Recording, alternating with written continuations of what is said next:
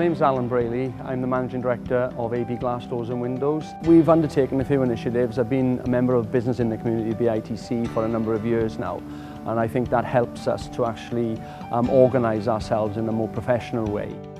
As a business, we get involved with local schools. We've achieved various initiatives with them in their gardens and in the playgrounds. We are, and I am, very passionate about our impact on the locality where we're based, in Swansea as a whole, and in Wales. We employ around about 40 local people from Swansea, and a lot of their children go to schools in the area, so I think it's only right and professional and responsible that we as a business help that wider picture within the community.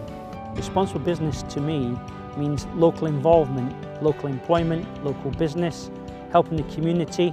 A good example is Cadler Primary School here. They had a problem with some old windows. We took them out, we replaced them, refurbished them, all free of charge. And our business is the fact that it lifts the local profile, because we are a local business, and it definitely is a business benefit to us. I think there's lots of benefits for any business really to be a bit grown up, if I can say that, in their approach to the wider picture, being it the community and the environmental issues, sustainability, etc.